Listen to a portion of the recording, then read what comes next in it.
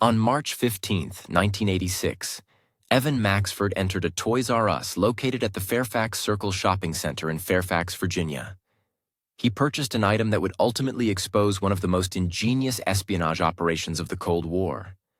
His acquisition was an Atari 2600 Junior, a newly redesigned iteration of America's most beloved video game console. This compact black unit, distinguished by a rainbow stripe, was priced at $49.99.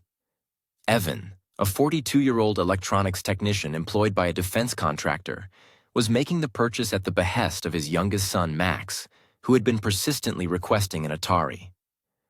What Maxford could not have foreseen was that an Atari game cartridge would trigger an FBI investigation and unveil a smuggling network operating openly. The Atari 2600 Junior represented a final effort by Atari Corporation to revitalize a console widely considered outdated. Nintendo had already embarked on its dominant trajectory with the entertainment system, and most industry observers viewed the 2600 as a relic from a past era.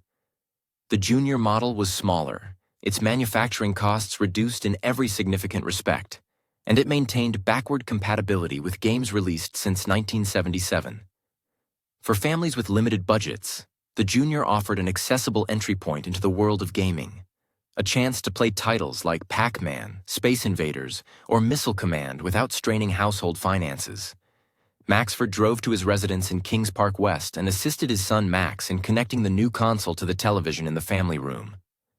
The system was sold without any games, a cost-cutting measure by Atari to maintain a competitive retail price. Consequently, Maxford had also purchased a bargain bin copy of Junior Pac-Man for $7. Max was overjoyed when the title screen finally materialized. The familiar yellow character, rendered in blocky pixels, managed to convey a sense of personality and charm. Despite the technological constraints, the graphics were undeniably primitive, consisting of simple geometric shapes in bright primary colors against black backgrounds. Yet, the experience possessed an immediate and engaging quality that more sophisticated systems struggled to replicate. Max navigated the yellow character through mazes, consuming dots with the distinctive waka sound effect, while evading ghosts that were little more than colored squares with eyes. The game lacked a pause feature, save states, or continues. Upon defeat, players had to restart. This simplicity cultivated its own unique tension and engagement. Maxford observed for a while, reminiscing about his own childhood in the 1950s, a time when entertainment was vastly different, when television itself was still a novel invention, and video games belonged to the realm of pure science fiction. Now, his son manipulated images on a screen with merely a plastic joystick and a single red button, fully immersed in a digital world composed solely of phosphor dots and silicon chips. Max played Junior Pac-Man for hours that initial day, perfecting his timing with the ghost patterns, learning which power pellets to acquire and when, and celebrating each new high score with genuine enthusiasm. Maxford noted the numbers ascending on the screen, listening to the repetitive beeps and bloops emanating from the sound chip before retreating to his garage workshop to work on a radio receiver he had been repairing, leaving his son to explore this digital frontier independently. 3 weeks elapsed without incident. Max continued playing Junior Pac-Man until he had exhausted all maze variations, a process that did not take long given the game's repetitive nature. He desired more cartridges. However, individual games ranged from $15 to $30 each, and Maxford was disinclined to spend that amount on a system already considered obsolete. Therefore, when his wife Janice mentioned spotting a garage sale sign on Gainsburg Drive, Maxford suggested they stop. Garage sales were a common occurrence in their neighborhood, a means for families to clear out attics and basements, selling items they no longer required. Janice was in search of kitchenware, perhaps some dishes or glassware. Maxford, on the other hand, harbored hopes of finding tools. Among the typical assortment of clothing, books, and household items, they discovered a cardboard box containing 8 Atari 2600 game cartridges.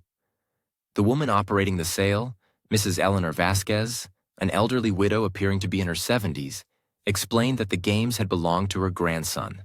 He had left them behind when he moved out the preceding summer, and she had no use for them. She was asking $2 per cartridge, or $10 for the entire box. Maxford examined the titles. River Raid, Pitfall, Asteroids, Missile Command, Demon Attack, Megamania, Barnstorming, and one he did not recognize. A cartridge with a plain white label that simply read, Space Battle 2. Maxford presented Mrs. Vasquez with a $10 bill. Janice gave him a certain look, but Max was already eagerly opening the box, pulling out River Raid and inquiring if they could depart immediately so he could try it. Upon returning home, Max devoted the remainder of Saturday afternoon to playing through the collection, progressing from one game to the next with the sole enthusiasm a 12-year-old could muster. All the games functioned perfectly, with the exception of the one bearing the white label. When Max inserted Space Battle 2 and powered on the console, the screen remained black, displaying no graphics and emitting no sound. He attempted pressing the reset button, manipulating the difficulty switches, and even blowing into the cartridge connector, a ritual familiar to every Atari owner, but the game refused to load. He brought the defective cartridge to his father's workshop. Maxford took it, turned it over, and immediately noticed it felt different, slightly heavier. The plastic casing lacked the expected texture. He informed Max that he would examine it when he had time. Maxford did not inspect the cartridge until Tuesday evening, April 8th. Despite working late, something about the malfunctioning game persistently bothered him. He was the type of individual who could not tolerate an unexamined broken item. He sat at his workbench, switched on his bright halogen lamp, and studied the cartridge. The casing was secured by 4 Phillips head screws, an uncommon method for Atari cartridges, which were typically held together by tabs or screws concealed beneath the label. Maxford removed the screws and carefully pried the case apart. Inside, he found a printed circuit board unlike any he had encountered. A standard Atari 2600 cartridge comprised a single ROM chip with minimal supporting circuitry. This board held 3 integrated circuits. The ROM chip was present, a 24-pin package that appeared standard in form, but it was accompanied by 2 additional chips with markings he could not decipher. The traces were unusually intricate, suggesting data processing capabilities exceeding those required for game code. Maxford leaned back, frowning. He possessed 20 years of experience in electronics. He had initially served in the Air Force as a radar technician, subsequently transitioning to the private sector as an employee of a defense contractor. He understood the appearance of standard consumer electronics, and this was not it. The circuitry evoked military hardware, specifically encryption devices where data needed to be encoded or stored in unconventional formats. He spent an hour examining the board under magnification, meticulously taking notes. The chips bore non-standard markings. One displayed a faint code reading 8417. His initial thought was that it was a bootleg copy, but the more he investigated, the less plausible that explanation became. A bootleg would utilize the most economical components available.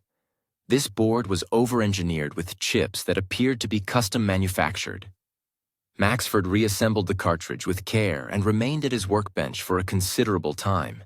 He considered his employment at a defense contractor, a company specializing in secure communication systems for the Department of Defense and various intelligence agencies. His security clearance was current, having been renewed just 6 months prior following the customary background check and polygraph examination. He was well versed in the protocols for reporting suspicious activities and the established channels for voicing concerns about potential security breaches or unusual interactions with foreign nationals. However, he was also acutely aware of how these channels were regarded and how a baseless alarm could jeopardize a career and invite unnecessary scrutiny. He hesitated to instigate alarm over what might prove to be merely a hobbyist's unconventional project or an oddity in electronics history. This was 1986. The Cold War remained very much active, and tensions between the superpowers persisted at high levels, notwithstanding recent summit meetings and discussions regarding arms control. The preceding year had seen numerous espionage cases gain public attention. The arrests of Americans who had supplied secrets to Moscow and revelations about spy networks that had operated undetected for years. The intelligence community was on edge, exercising extreme vigilance regarding potential security vulnerabilities. He decided to bring the cartridge to work the following day and present it to Carl Hutcherson, a senior engineer in the hardware development laboratory.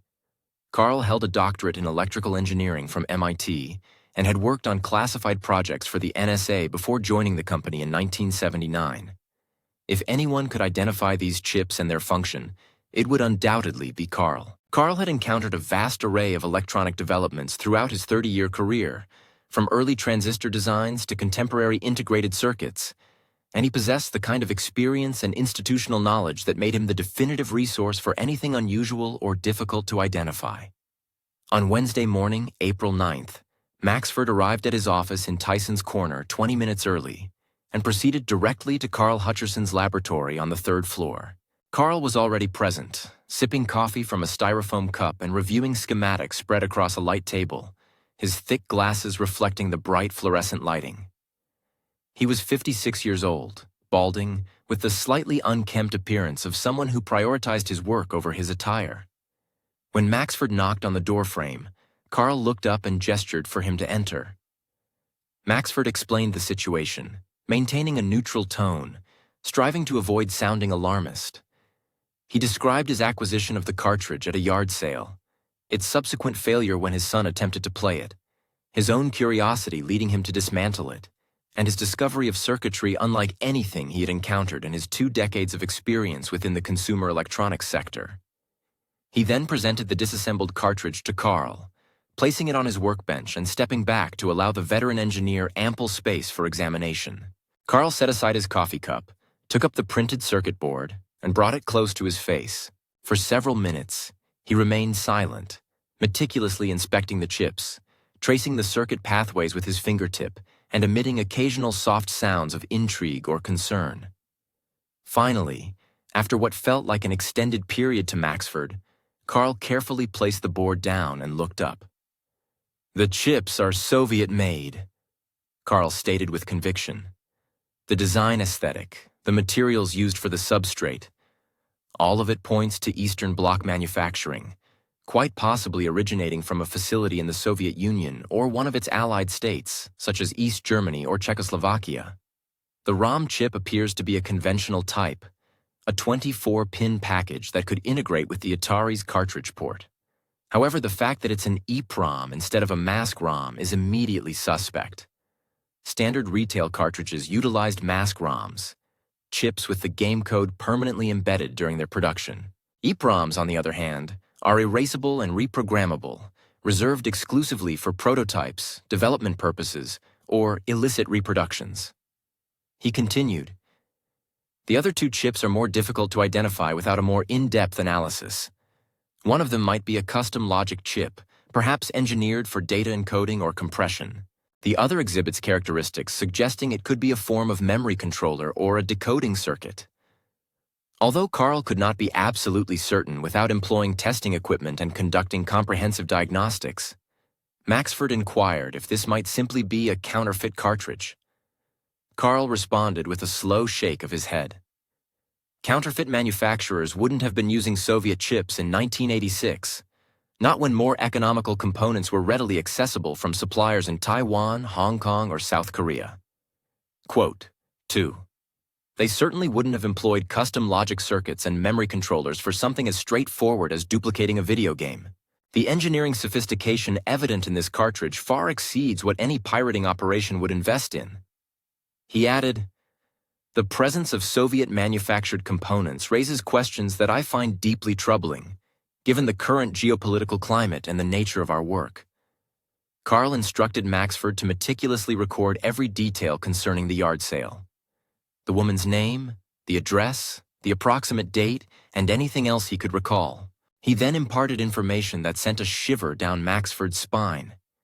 Considering their security clearances and the sensitive nature of their responsibilities, this matter warranted immediate notification to the FBI. It was not something they could afford to overlook or dismiss as mere curiosity. The combination of Soviet components, custom circuitry, and advanced engineering suggested this cartridge might represent something far more serious than a bootleg game. That evening, Maxford placed the call. He dialed the FBI's field office in Washington and, after 2 transfers, reached the duty agent. Maxford identified himself, stated his place of employment, mentioned his security clearance, and described his findings. The agent listened attentively, posed clarifying questions, and informed Maxford that someone would contact him further. The following afternoon, Maxford received a call from Special Agent Mark Rivera. Rivera requested if Maxford could deliver the cartridge to the FBI's Washington field office the subsequent morning. Maxford agreed, and on Friday morning, April 11th, he made the drive, the disassembled cartridge carefully secured in a box. Rivera met him there, accompanied by another agent who introduced himself as Dennis Cole. Maxford laid out the cartridge's components and recounted his discovery: the yard sale, his son's attempt to play the game, his decision to open it, and the contents he found within. He presented his sketches, indicated the markings on the components, and relayed Carl Hutcherson's analysis. Rivera and Cole listened, took notes, and inquired about the yard sale and the woman who had sold him the cartridge. They photographed the circuit board, documented the chip markings, and had Maxford sign a formal statement. The meeting concluded after approximately 90 minutes. Rivera expressed his gratitude to Maxford for bringing the matter to their attention, stated that they would retain the cartridge for analysis, and indicated that further questions might arise. He requested Maxford maintain strict confidentiality regarding the situation. As Maxford was departing, Rivera made a remark that stayed with him. The agent mentioned that they frequently received tips about unusual electronic devices, most of which proved to be inconsequential. However, in light of Maxford's background and Carl Hutcherson's expert analysis, they would certainly investigate further. Maxford departed with the distinct impression that while the FBI was being courteous, they were not particularly convinced of the matter's significance. Weeks, then months, elapsed with no communication from the FBI. Maxford occasionally pondered the outcome but was constrained by his security clearance and professional obligations from making casual inquiries. He had been instructed to maintain confidentiality, so he resumed his regular duties. Unbeknownst to Maxford, the cartridge had been officially logged into evidence and stored. Rivera had submitted a report, but the Bureau was operating under significant strain in 1986. The Cold War remained a palpable reality, and counterintelligence operations consumed substantial resources. The year 1985 had been designated the Year of the Spy, marked by numerous espionage cases, including the devastating intelligence breach perpetrated by the Walker spy ring, one of the most damaging in American history. Within that context, a video game cartridge with unusual components appeared to be a low-priority concern. The cartridge remained in the evidence locker, untouched for nearly a year, while more pressing investigations demanded attention. Then, in March 1987, a change occurred. The FBI's Technical Services Division in Quantico received a directive to systematically evaluate seized electronics from various cases for intelligence purposes. This initiative was part of a broader effort to enhance the Bureau's technical capabilities, stemming directly from FBI Director William Webster. The cartridge was included in a batch dispatched to Quantico. It arrived at the Technical Services Laboratory on March 24, 1987, accompanied by Rivera's case file. The item had been in storage for 11 months. The assigned technician was Peter Voss, a 28-year-old with a background in computer science and digital electronics. Upon receiving the cartridge, Voss commenced a visual inspection. Voss identified the ROM chip as an EEPROM housed in a standard 24-pin package, which immediately suggested it was not a standard retail item. The other chips presented a mystery. Voss photographed the markings and transmitted the images to the CIA. The agency would eventually confirm that the chips were indeed Soviet-made, likely originating from a facility near Moscow involved in producing components for military and intelligence applications. Voss meticulously desoldered the ROM chip and connected it to an EEPROM reader to extract the binary data. As the data appeared on his screen in hexadecimal format, he furrowed his brow. The data was not random noise. It possessed structure and discernible patterns, but it did not resemble Atari game code. The data appeared to be intentionally encrypted or encoded, deliberately obscured.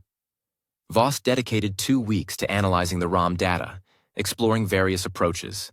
He conducted statistical analysis and examined for signs of compression. The data was densely packed, utilizing the entire 8 kilobytes, with characteristics indicative of both compression and encryption. In mid-April 1987, Voss contacted the National Security Agency's cryptanalysis group at Fort Meade. The NSA possessed resources for code breaking far surpassing those available to the FBI. He transmitted the complete ROM data, along with high-resolution photographs of the circuit board. The NSA assigned a team to the problem, dedicating 7 months to its resolution. They worked with the data, running it through analytical tools and comparing it against known Soviet encryption methodologies. The Soviet chips presented their own challenges. Lacking documentation, the NSA had to reverse engineer their functions by examining the circuit board's layout. By November 1987, the NSA team achieved a significant breakthrough. One Soviet chip was identified as a custom decoder circuit, engineered to interact with specific data structures within the ROM. This chip implemented a proprietary algorithm capable of transforming the encoded data into its original format, contingent upon correct power and interface configuration. The other chip functioned as a memory controller, managing data flow. The NSA developed a software emulation, effectively recreating the chip's operation in code. On November 18, 1987, 19 months after Maxford's visit to the FBI field office, they successfully decoded the ROM data. The insights gained triggered immediate alerts throughout the intelligence community. The ROM contained technical specifications pertaining to American warfare systems, specifically detailing the operational parameters of radar warning receivers and electronic countermeasure equipment utilized in F-15 and F-16 fighter aircraft. The information encompassed frequency ranges, signal processing algorithms, response times, and data regarding the effectiveness of countermeasures. The information was classified as secret and top secret. The data had been compressed, then encoded using the custom decoder chip scheme, and subsequently stored in a manner designed to mimic a malfunctioning video game cartridge. The entire package was a masterclass in elegant simplicity with profoundly dire implications. The NSA promptly alerted the FBI's counterintelligence division. Within hours, the case was elevated to the highest priority. The implications were staggering. Someone had managed to smuggle classified information out of a secure facility, potentially one of numerous defense contractor sites or military installations within the Washington, D.C. area. This information had been concealed within a consumer video game cartridge, capable of passing through security checkpoints without eliciting any suspicion. The cartridge had somehow entered the consumer marketplace, perhaps intentionally, perhaps by mistake. The FBI launched a full investigation in December of 1987. Teams of agents fanned out across Virginia and Maryland, trying to reconstruct the cartridge's path from its point of origin to the Vasquez garage sale nearly 2 years earlier. The first step was to recontact Evan Maxford. On December 8, 1987, agents Rivera and Cole appeared at Maxford's door. Maxford was surprised to see them, having assumed the matter had been quietly dropped or resolved. Rivera explained the cartridge had been analyzed and found to contain classified information, that this was now a major counterintelligence investigation, and they needed his help reconstructing the circumstances. The agents asked if Maxford still had contact information for Mrs. Vasquez. Maxford didn't, but he knew the address on Gainsborough Drive. Rivera and Cole drove there immediately. They found the house, but Mrs. Vasquez no longer lived there. The current occupants said they'd bought the house from an estate sale. Through the real estate agent, the FBI learned that Eleanor Vasquez had died in June of 1987, just weeks after the NSA had begun their cryptanalysis work. Her remaining possessions had been liquidated by her daughter in Florida. The FBI contacted the daughter who provided information about Thomas. He was 23 now, still living in Baltimore, still working as a mechanic. When Rivera and Cole tracked him down in mid-December 1987, Thomas was cooperative but bewildered. Thomas explained he'd been into Atari throughout high school. From 1978 until graduation in 1982, he'd accumulated dozens of cartridges through various means, trading with friends, buying at stores, receiving as gifts. When he'd moved to Baltimore in 1985, he'd left most of his belongings behind, including the video games, never imagining they'd become the subject of a federal investigation. When Rivera asked about Space Battle 2, Thomas paused, trying to recall details from 5 or 6 years earlier. He remembered it vaguely, He thought a friend had given it to him, or maybe they'd swapped cartridges during lunch period at school. The agents pressed for the friend's name. Thomas struggled to remember specifics. The name that came to mind was Trey Orwell, someone in his computer science class, a kid who'd been really into programming and had talked about making his own games. But Thomas couldn't be certain that Trey was the source of that specific cartridge, and he'd lost touch with most of his high school friends after graduation. The FBI obtained Thomas's high school records through a federal court order. They found Trey Orwell listed in Thomas's computer science class in spring of 1981. Through records, Orwell was located in Northern Virginia, working as a software developer. When agents questioned him in January 1988, Orwell remembered Thomas vaguely, but had no recollection of ever owning or trading Space Battle II. He'd been into programming his own games in high school and had owned an Atari 2600 briefly, but he'd sold his collection at a garage sale in 1983.